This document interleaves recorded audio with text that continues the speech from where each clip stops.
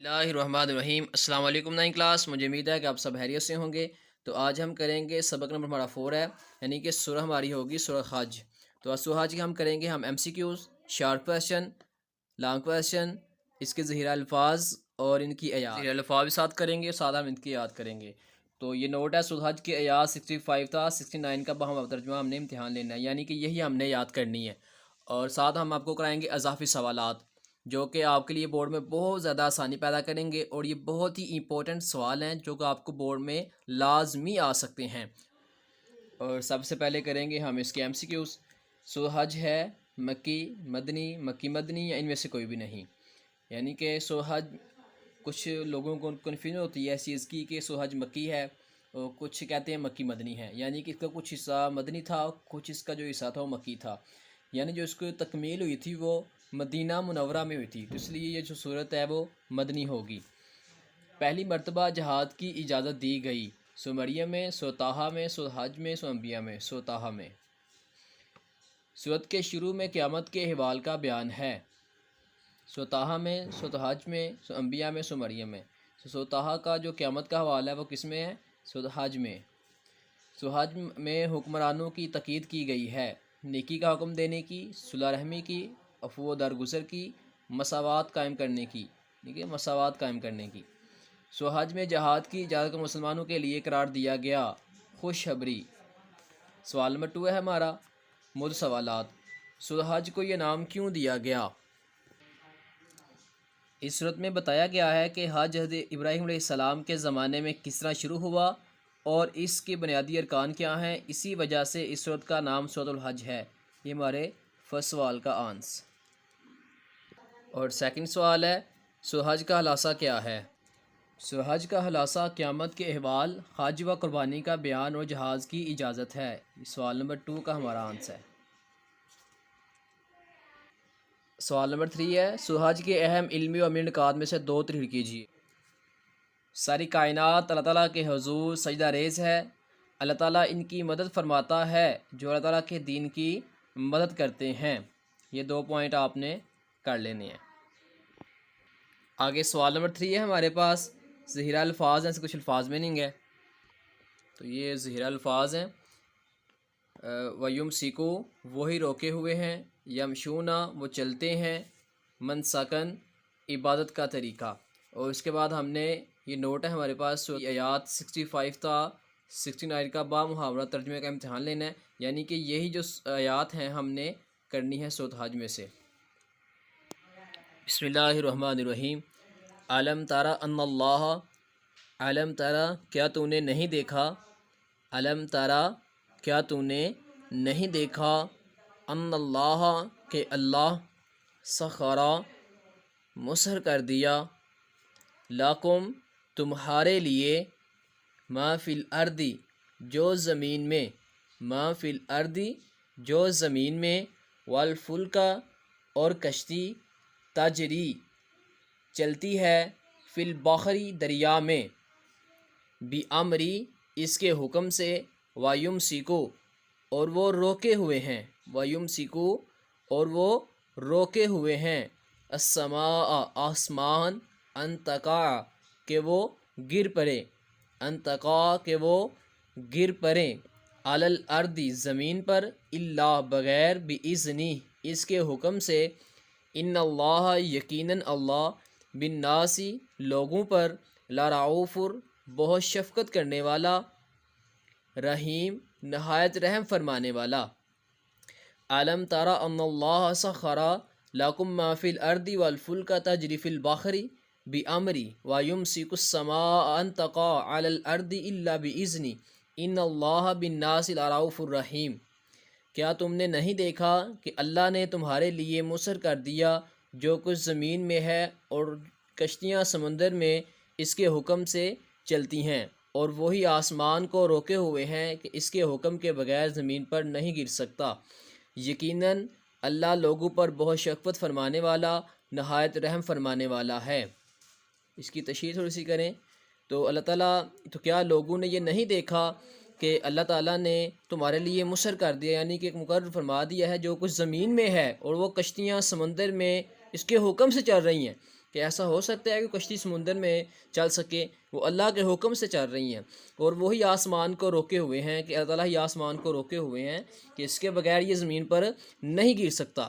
اور یقیناً جو اللہ تعالیٰ ہے وہ لوگوں پر بہت رحمت، بہت شفقت فرمانے والا اور نہایت رحم والا ہے۔ وَهُوَ، اور وہی، الذی، جس نے، احیاکم، تمہیں زندہ کیا، ثم یمیتکم، پھر تمہیں موت دے گا، ثم یمیتکم، پھر تمہیں موت دے گا، ثم یحییکم، پھر تمہیں زندہ کرے گا، ثم یمیتکم، پھر تمہیں موت دے گا، ثم یحییکم، پھر تمہیں زندہ کرے گا، ان الانسان، یقیناً انسان، ان الانسان، یقیناً انسان، لکفور، بڑا ہی ناشکر، وَهُوَ الَّذِي يَحْيَاكُمْ ثُمَّ يُمِيتُكُمْ ثُمَّ يُحْيِيكُمْ إِنَّ الْإِنسَانَ لَكَفُورٌ، اور وہی تو ہے جس نے تمہیں زندہ فرمایا پھر تمہیں موت دے گا پھر تمہیں زندہ فرمائے گا، یقیناً انسان تو بڑا ہی ناشکر ہے۔ اور وہی تو ہے جس نے، اللہ تعالیٰ تمہیں پھر زندہ کرے گا، پھر تمہیں موت دے گا، اور پھر تمہیں زندہ کرے گا۔ یقیناً جو انسان ہے بڑا ہی ناشکرا ہے۔ اللہ تعالیٰ نے ہمیں بہت زیادہ نعمتوں سے نوازا ہوا ہے کہ مثال کے طور پہ ہم ایسے بھی کہہ سکتے ہیں جیسے ہمارے ہاتھ، پاؤں، آنکھ، کان، گلا، اللہ تعالیٰ نے بہت نعمتوں سے نوازا ہوا ہے، جو پھر بھی انسان جو ہے بڑا ہی ناشکرا ہے۔ لِكُلِّ أُمَّةٍ، ہر امت کے لیے، لِكُلِّ أُمَّةٍ، ہر امت کے لیے، جعلنا، ہم نے مقرر فرمایا، جعلنا، ہم نے مقرر فرمایا، منسکن، ایک طریقہ، منسکن، ایک طریقہ، ہم وہ، ناسکوہ، جس پر وہ چلتے ہیں، فلا ینازعنک، تو چاہیں کہ تم سے نہ جھگڑا کریں، فلا ینازعنک، تو چاہیں کہ تم سے نہ جھگڑا کریں، فی الامر، معاملے میں، وادعو، اور بلائیں، الی ربک، اپنے رب کی طرف، الی ربک، اپنے رب کی طرف، انک، یقیناً آپ، لعلی، پر، خودن، راستہ، مستقیم، سیدھا، لِكُلِّ أُمَّةٍ جَعَلْنَا مَنْسَكًا هُمْ نَاسِكُوهُ فَلَا يُنَازِعُنَّكَ فِي الْأَمْرِ وَادْعُ إِلَىٰ رَبِّكَ إِنَّكَ لَعَلَىٰ هُدًى مستقیم۔ ہر امت کے لیے ہم نے عبادت اور قربانی کا ایک طریقہ مقرر فرمایا ہے، جس پر وہ چلتے ہیں، تو ان کو چاہیے کہ ہرگز وہ آپ سے اس معاملے میں جھگڑا نہ کریں، اور آپ خاتم النبیین صلی اللہ علیہ وسلم لوگوں پر اپنے رب کی طرف بلاتے رہیں، یقیناً آپ سیدھا راستے پر ہیں۔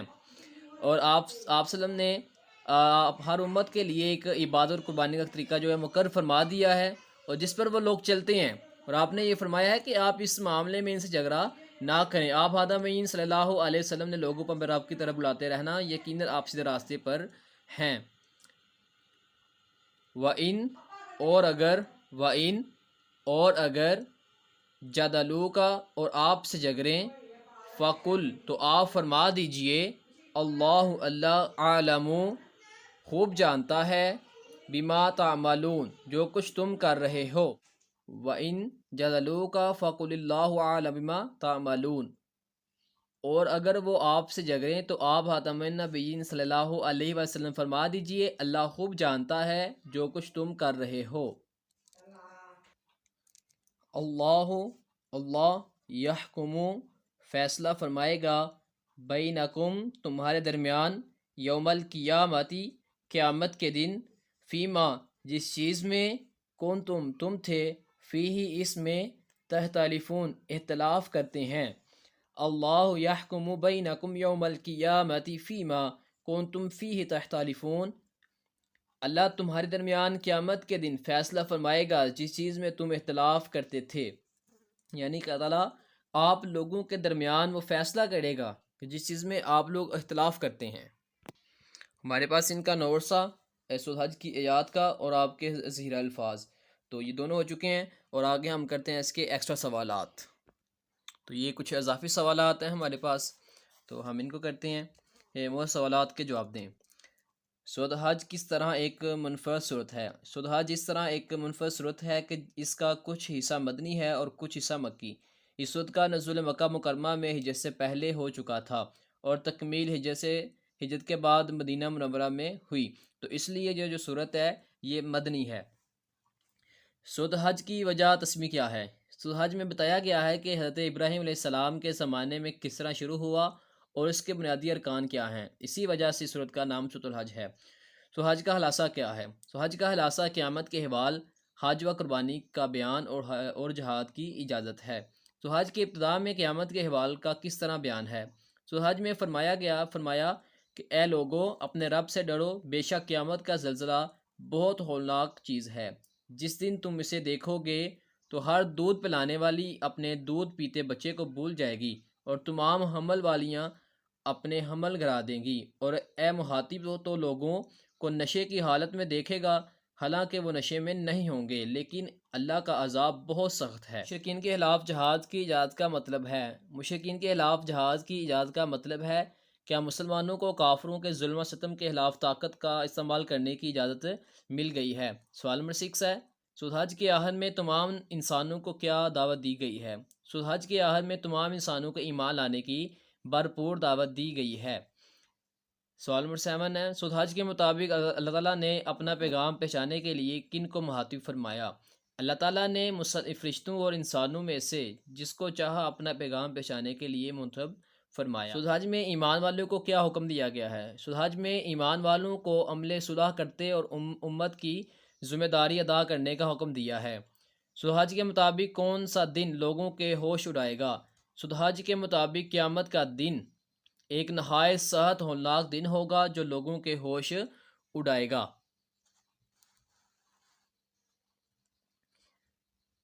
سورۃ حج میں شیطان کی پیروی کرنے والے کا کیا انجام بیان ہوا ہے؟ سورۃ حج کے مطابق شیطان کی پیروی کرنے والے دنیا میں گمراہی اور آخرت میں عذاب میں سے ہوں گے۔ سوال نمبر 11 ہے، سورۃ حج میں منافقین کی عبادت کے بارے میں کیا بیان ہوا ہے؟ سورۃ حج میں منافقین کی عبادت کے بارے میں بیان ہوا ہے کہ منافقین اللہ تعالیٰ کی عبادت کنارے کنارے رہ کر کرتے ہیں اور دنیا کے فائدے پر خوش ہوتے ہیں اور نقصان پر دین سے دور ہو جاتے ہیں۔ سوال نمبر 12 ہے، اللہ تعالیٰ کے حضور کون سجدہ ریز ہے، نیز اللہ تعالیٰ کن کی مدد فرماتا ہے؟ ساری کائنات اللہ تعالیٰ کے حضور سجدہ ریز ہے، نیز اللہ تعالیٰ ان کی مدد فرماتا ہے جو اللہ تعالیٰ کے دین کی مدد کرتے ہیں۔ عالم تارا ان اللہ سخر لکم ما فی الارض کا ترجمہ لکھیں۔ کیا تم نے نہیں دیکھا کہ اللہ تمہارے لیے مسخر کر دیا جو کچھ زمین پر ہے؟ والفلک تجری فی البحر، اور کشتیاں سمندر میں اسی کے حکم سے چلتی ہیں۔ سوال نمبر 15 ہے آپ کا، وَيُمْسِكُ السَّمَاءَ أَن تَقَعَ عَلَى الْأَرْضِ إِلَّا بِإِذْنِهِ کا ترجمہ لکھیں۔ اور وہی آسمان کو روکے ہوئے ہیں کہ اس کے حکم کے بغیر زمین پر نہیں گر سکتا۔ ان اللہ بالناس لرؤوف الرحیم کا ترجمہ تحریر کریں۔ یقیناً اللہ لوگوں پر بہت شفقت فرمانے والا، نہایت رحم فرمانے والا ہے۔ وَهُوَ الَّذِي أَحْيَاكُمْ ثُمَّ يُمِيتُكُمْ ثُمَّ يُحْيِيكُمْ، اور وہی تو ہے جس نے تمہیں زندہ فرمایا، پھر تمہیں موت دے گا، پھر تمہیں زندہ فرمائے گا۔ ان الانسان لکفور کا ترجمہ لکھیں۔ یقیناً انسان تو بڑا ہی ناشکر ہے۔ لِكُلِّ أُمَّةٍ جَعَلْنَا مَنْسَكًا هُمْ نَاسِكُوهُ کا ترجمہ لکھیں۔ ہر امت کے لیے ہم نے عبادت اور قربانی کا ایک طریقہ فرمایا جس پر وہ چلتے ہیں۔ ترجمہ تحریر کریں۔ فَلَا يُنَازِعُنَّكَ فِي الْأَمْرِ، تو ان کو چاہیے کہ ہرگز وہ آپ سے اس معاملے میں جھگڑے نہ۔ وَادْعُ إِلَىٰ رَبِّكَ کا ترجمہ لکھیں، اور آپ خاتم النبیین صلی اللہ علیہ وآلہ وسلم لوگوں کو اپنے رب کی طرف بلاتے رہے۔ إِنَّكَ لَعَلَىٰ هُدًى نَاسِكُوهُ کا ترجمہ لکھیں۔ یقیناً آپ سیدھے راستے پر ہیں۔ وَإِن جَادَلُوكَ فَقُلِ اللَّهُ أَعْلَمُ بِمَا تَعْمَلُونَ، اور اگر وہ آپ سے جھگڑیں تو آپ خاتم النبیین صلی اللہ علیہ وآلہ وسلم فرما دیجئے اللہ خوب جانتا ہے جو کچھ تم کر رہے ہو۔ تو یہ آپ کے ایکسٹرا سوالات ہیں، 23 بنتے ہیں، اور یہ جو ایکسٹرا سوالات ہیں یہ آپ کے بہت ہی امپورٹنٹ ہیں، یہ بورڈ میں لازمی آپ کے آ سکتے ہیں۔